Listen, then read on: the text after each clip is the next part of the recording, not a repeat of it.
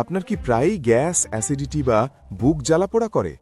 আপনি কি মাসের পর মাস প্যান্টোপ্রাজল বা ওমিপ্রাজল জাতীয় অ্যান্টাসিড খেয়ে যাচ্ছেন, কিন্তু সমস্যার সমাধান হচ্ছে না?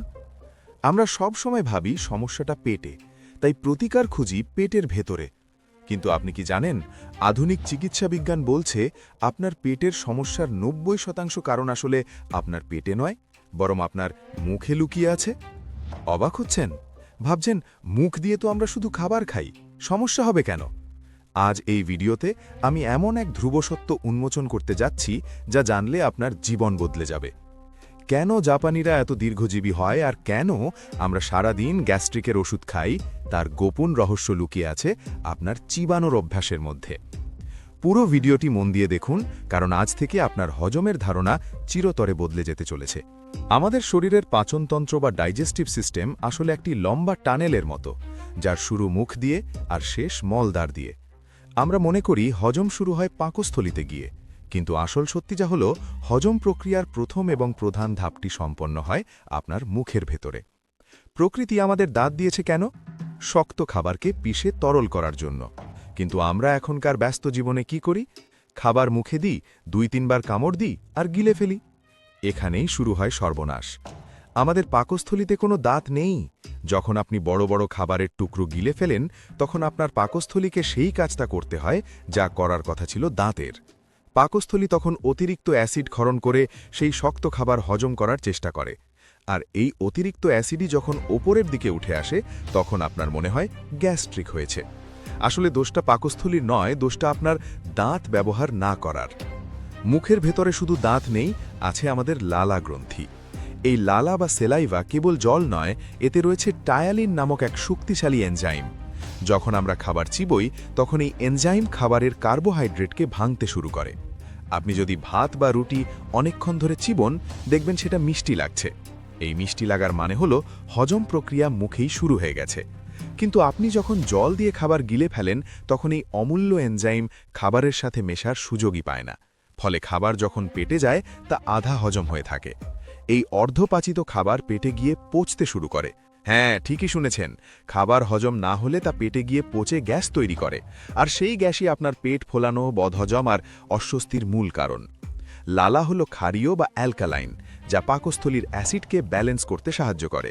তাই যত বেশি চিবোবেন, লালা তত বেশি উৎপন্ন হবে, আর অ্যাসিডিটি তত কমবে। এখনকার যুগে আমরা খাবার খাই না, আমরা স্ক্রিন গিলি। মোবাইল ফোন হাতে নিয়ে বা টিভির সামনে বসে খাবার অভ্যাস আমাদের পাচনতন্ত্রকে ধ্বংস করে দিচ্ছে। কেন জানেন? কারণ হজম একটি সচেতন প্রক্রিয়া। আপনার মস্তিষ্ক যখন ফোনের ভিডিওতে ব্যস্ত থাকে, তখন সে পাকস্থলীকে সঠিক সিগন্যাল দিতে পারে না যে কী ধরনের খাবার পেটে যাচ্ছে। মস্তিষ্ক যদি না জানে আপনি কি খাচ্ছেন, তবে সে সঠিক এনজাইম নিঃসরণ করতে পারে না। ফলে আপনি পেট ভরে খেলেও শরীর পুষ্টি পায় না। আবার মনোযোগ না থাকায় আপনি খাবার ঠিকমতো চিবোন না। গবেষকরা দেখেছেন, যারা স্ক্রিনের দিকে তাকিয়ে খায়, তারা প্রয়োজনের চেয়ে 20-30% বেশি ক্যালোরি গ্রহণ করে ফেলে, যা স্থূলতা বা মেদ বাড়ার প্রধান কারণ। আপনার মুখ আর মস্তিষ্কের সংযোগ বিচ্ছিন্ন হয়ে গেলে পেট কখনোই সুস্থ থাকতে পারে না। অনেকে মনে করেন খাওয়ার সময় প্রচুর জল খেলে হজম ভালো হয়। এটা সবথেকে বড় ভুল ধারণা। পাকস্থলী যখন খাবার হজম করার জন্য পাচক রস বা অ্যাসিড তৈরি করে, তখন আপনি যদি গ্লাসে গ্লাসে জল খান, সেই অ্যাসিড পাতলা হয়ে যায়।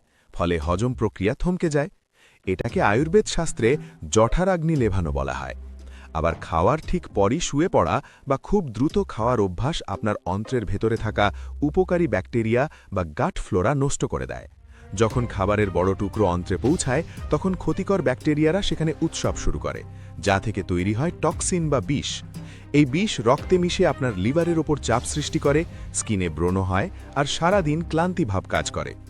পেটের সমস্যার শুরু মুখ থেকে হলেও এর শেষ হয় আপনার শরীরের রোগ প্রতিরোধ ক্ষমতা ধ্বংস করার মাধ্যমে। তাহলে উপায় কি? সমাধান খুব সহজ কিন্তু শক্তিশালী। প্রাচীন একটি কথা আছে, খাবারকে পান করো আর পানীয়কে চিবিয়ে খাও। এর মানে হলো খাবার এতটাই চিবোতে হবে যেন তা তরল হয়ে যায়। অন্তত 32 বার চিবানোর যে নিয়মটা বলা হয়, সেটা মেনে চলার চেষ্টা করুন। যখন জল খাবেন, এক ঢোক মুখে নিয়ে কিছুক্ষণ রাখুন, যাতে লালা মেশে, তারপর গিলুন।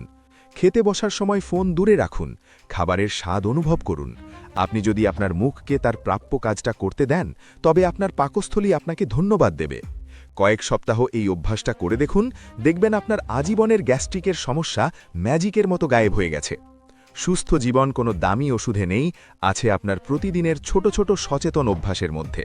আজকের পর থেকে আপনার মুখের প্রতিটি লোকমা হোক সুস্থতার পথে একটি একটি ধাপ।